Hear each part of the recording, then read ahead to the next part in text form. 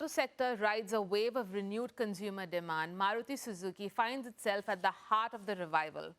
The past festive season brought fresh momentum to small car sales, aided by a mix of government policy tweaks, GST benefits, and clever marketing campaigns. I'm Delshad Irani, and today I'm sitting down with Partho Banerjee, Senior Executive Officer, Marketing and Sales at Maruti Suzuki India, and Amin Lakhani, President, Client Solutions at WPP Media South Asia, to decode what's driving India back to the showroom. From pricing strategy and rural reach to new age marketing that's winning over younger and first-time buyers. Get the big picture on it all in this exclusive conversation. Welcome to Storyboard18, gentlemen. It's a pleasure to have you both with me today. Thank you. Thank you, Delshad. Always a pleasure. I'm going to kick off, Partho. We know that we saw some buzz back in the auto sector this past festive season. Give me a view from you on how it fared compared to perhaps some of the previous seasons, and how Maruti did well in this with this sort of upbeat sentiment. Dilshad, I think if I give you a perspective of the 40 days from the start of the Navratra, the 22nd of September, when the GST 2.0 kicked in actually, till the end of October. It's a 40-day period, the festival period. This year, vis-a-vis the last year, same period if I talk about, we had a growth of almost 43% in the bookings. We had 5 lakh bookings in this period, and the retail was close to 4 lakhs. Growth of 94%. And the best part was this, out of this so-called the entry-level cars, they also had a booking of 1 lakh. So it's a huge number which we had. So the best part was this from the GST 2.0 reform was that the people who were not thinking about buying the car, the purpose of GST 2.0 was to give wings to the bottom of the pyramid. And that really worked. What we are seeing right now, the people who were earlier not thinking of buying a car, but they always had the aspiration to buy a car, they have started visiting our showrooms. So nowadays we are seeing plenty of helmets lying on our discussion tables, which was not the case earlier. Absolutely. Before I come to Amin, I want to just pick on a little bit on what you said, Partho. What are some of the clear consumer and regional trends that you saw in that, say, that 40-day period, right? Or even a little bit post that, the aftermath, the glow from that period. Were there any clear signals that came through in terms of some of the trends, consumer trends? Okay, if we talk about the trends, we saw a response across all the segments to be very good. But within that, if we have to talk about the trend, the vehicles which were attracting a GST of 18%, that was almost having a traction of 3x as compared to the vehicles which were having a GST of 40%. Okay. So the bigger vehicles, there was also a good traction. But the 18% GST slab vehicles, the traction was very good. And another interesting thing which we saw was, if we try to slice the markets, because see, India is not one market. So let's try to divide between the urban and the rural. So top 100 cities and beyond 100 cities. The response in the beyond 100 cities was further good than compared to the top 100 cities. So in the top 100 cities, if the response was 33% in terms of booking, beyond 100 cities, it was 55%. So we saw that, be it the tier 2, tier 3 city, the response is amazing. That's that kind of sort of response and sentiment, of course, is critical in rural markets as well. But I mean, coming to you, in terms of if we were to discuss what's driving this upswing beyond maybe the the GST benefits, specific demand drivers, right? We're talking about macro sentiment here. We're talking about financing, rural recovery, city upgrades, infrastructure. What do you think is playing the biggest role in pulling back customers, consumers to the showroom? I think the entire aspiration drive, right? The freedom to choose, right? And before I move on over there, I think Partho-san has been extremely, extremely modest. This is a massive achievement. I mean, we've not seen this much amount of uptick especially coming up from the belly of India, right? And to Partho and Maruti's, the other strong point that I would like to drive is that it's not only about what GST did, but I think how, because when the consumer walked into the showroom, he said, yes, there's GST. But what is the company really offering us more? And I think the preparedness that the entire marketing team had before they went out in the rolled out to say that, yes, this is the GST benefit and this is the delta benefit that is here. We are also participating in pushing the consumption, in helping you upgrade, in helping you, come up into the mobility drive. Right. I think was a key driver, in terms of what pushed for the demand. So I thought that was an important one. Usually a car buying takes, typically a few months of decision making. But this festive season, thanks to the omni-channel approach that gets deployed, I think the screen to showroom journey really got crunched. And we saw massive, the numbers are speaking for themselves. Right? So I thought that was a very, very big uptick. The funnel really collapsed. It's actually become a very fast lane, if I were to call it like that. Right? I like the driving analogies. Let's call it the fast lane. Yeah. And no pun intended, but the desire window has really shrunk. Okay. And desire is the main car. You're on a roll. Right? Right. So I think everything just came in together. And then, to unlock this entire conversation, the most important part is how, the marketing team and our teams work together to unlock data signals and the application of data in really winning and converting these demand moments.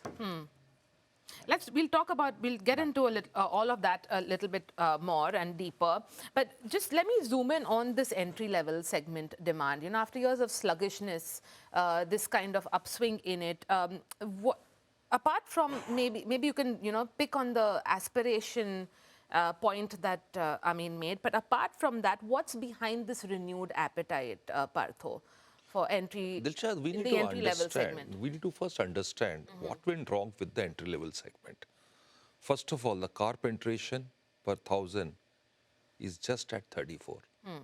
In the developed countries, it is 700, 800, right? So we have a long way to go. Lots of headroom, absolutely. And at the end of the day, if you see for the last 2 to 3 years, auto industry is not growing. A 2%, 3% growth is just nothing. For a country like India with a population of almost 150 crores, it's just nothing. What is stopping? We need to understand that. And what happened suddenly to the entry-level cars?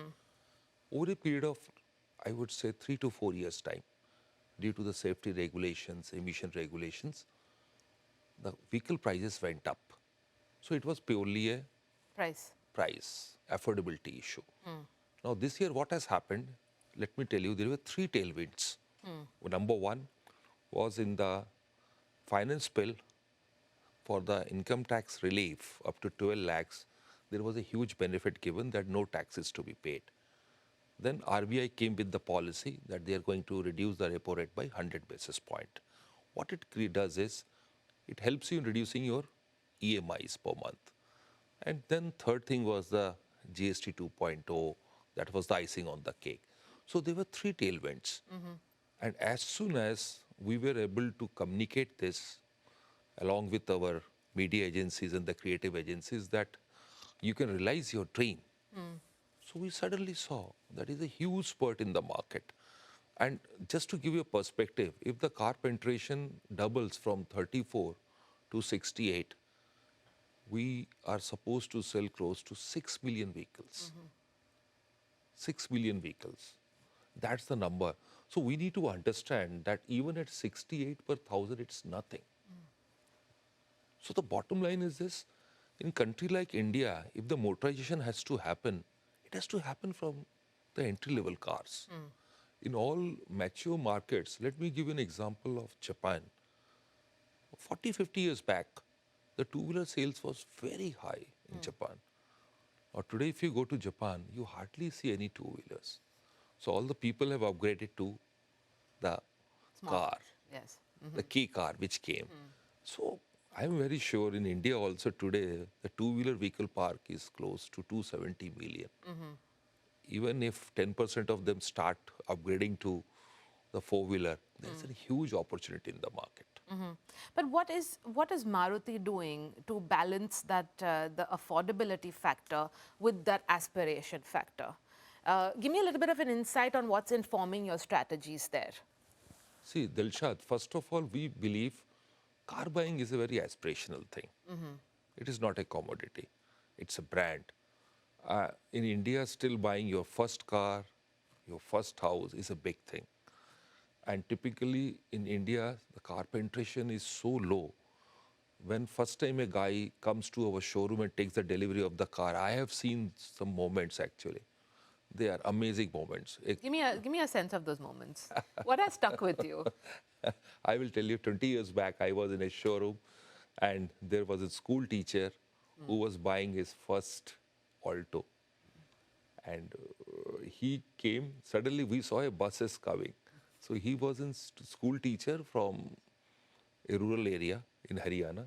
So whole of the village came to be part of that ceremony when he's going to take the car delivery. It was a great moment and he carried some sweets and he distributed to everyone into the showroom.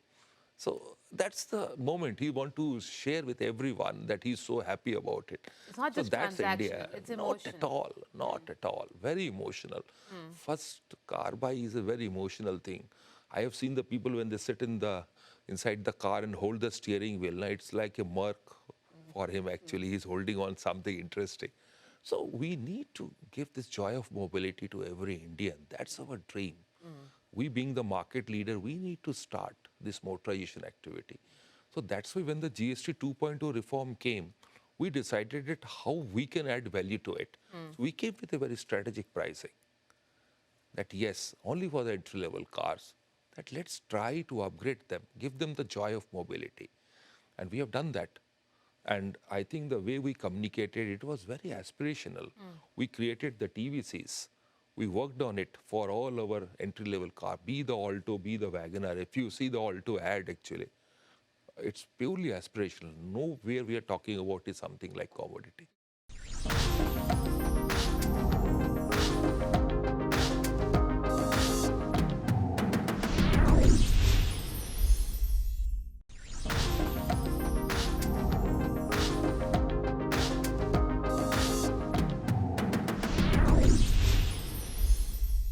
We talked about these shifts that are happening and how Maruti is addressing that in its media strategy, from pricing to media actually. How has that narrative changed? The examples on some of the brands that Maruti has and how you are shaping that narrative. You're not, of course, pitching cars as a commodity. It's more, it's the joy of mobility. So when it comes to your media plans and buys, how has that changed this year specifically? So one is we moved to a highly, very interesting and one of the best-in-class omni-channel approaches for Maruti Suzuki, right? So even if the discovery is happening in whichever platform, and we'll talk about that later, but we know that car or vehicle buying requires a touch and feel, requires a test drive and all of that. And therefore, the entire deployment is around omni-channel approach. So I thought that's the first step that we've done. The second step is very interesting, that we moved away from demographics to linking our deployment to life stages. Okay. Is this a first-time jobber? Really now ready to execute his aspirational moments? Or is it a newly married couple? Wanting to now settle down and upgrade their lifestyle. So I think these are life stages moments which are someone starting a business. Someone starting a business, and all of that, right? So I think those are the moments, and that's a clear shift away from demography. That's a clear shift of how we are using data. There's a clear shift of how we are leveraging the entire capability that Maruti has built from a first-party data perspective that comes to our rescue to really, really deploy the find right those type of signals find and of signals, the dots to connect. Yeah. Right. Perfect. But dwell on this a little bit more, Partho, from your perspective. You of course took over as the marketing head about 2 years ago. 1.5. Yes, 1.5 years ago. And of course, you've been with Maruti as well. So how have you seen that shift in Maruti's media and marketing strategies? Is it building on legacy models and frameworks, or have you completely shifted from that? Because from what Amin is telling me, it requires a perspective shift also. See, if you talk about our media planning, today we are trying to appeal to the Gen Z customers. At the same time, we are appealing to a customer who is the rural India, quite traditional also. Being a market leader, we need to be there in all segments. We need to cater to all type of customers. So if you talk about today, the digital medium, we are very much there. We believe the influencer is the end thing. They make a huge impact to the Gen Z customers in the social media. However, at the same time, there are traditional mediums also. OH, that also plays a very important role in the rural market. Just to give you a perspective, doing this rural events with the Gram Panchayats and inviting them, Yes. and they become our brand ambassador, creates a huge buzz in those markets, the small towns. However, at the same time, if you talk about the Victoris, you talk about the new product, the e-Vitara, which we are going to launch very soon, you will see totally different marketing approach, which we are going to have it. Talking to the Gen Z customers in their lingo, reaching to them in a very different mediums, more digital than the traditional medium of print. Just to give you an example, last year in the Auto Expo, Maruti didn't release a single print ad. Not a single print ad. Amin Bhai sitting next to me, we decided everybody is going to come up with the print ads. What's the point of putting it? And we put our whole money on the digital medium. We got the influencers, and really it was a great success. Coming to Victoris, within first 48 hours, we had got close to 100 million clicks, one of the records. I'm being told by the Mindshare team, and I think they really did an excellent job in terms of creating those plans.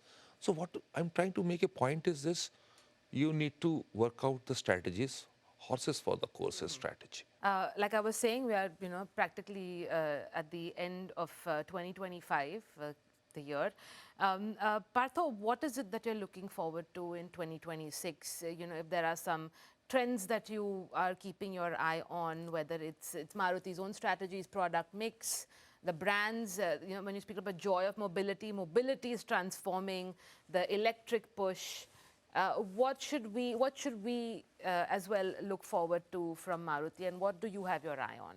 Okay, first I would like to share with you, we are going to come up with our electric vehicle in the next calendar year. That will be a gift to the customers of India. So we are not going to just offer you a product. We are going to give you a mobility solution. So wait for some time. We are coming with a new campaign. 40 years back, when we started in this country, we came up with an interesting campaign, Kancha campaign. You're very soon going to see a sequel of that. Oh, wow. Okay. And this time it will be about the ecosystem for the EVs. So what we are talking about is this, that we need to create an overall experience for the consumers. Being the market leader, we are not into selling products. We are selling experiences for every customer. So our aim is, by giving them good experiences through our products, through our services, and keeping them in our fold, and to provide them the joy of mobility. So you're saying that it will really shake up the electric mobility space, even in terms of communication. Shaking up other thing, I leave it to you all people to decide. But the important point which I'm trying to make is this: we are going to come up in the EV space. And it's not only the product. We have showcased the product in the last year Auto Expo. But we said we don't want to just launch a product. Because today in the EV sphere, there are more than 17 to 18 vehicles which are there. But the penetration is just at 5%. When we started the journey in India in 1982, car penetration was 1 per 1,000, less than 1 per 1,000. It's remarkable. So now we reached to 34 per 1,000 with the help of all other our OEM partners. Now when we are seeing again the EV space, The EV space, the penetration is just at around 5%. That too, it just started in the last 2-3 months. So again, how can we really take this new thing, the EV space, to the next level?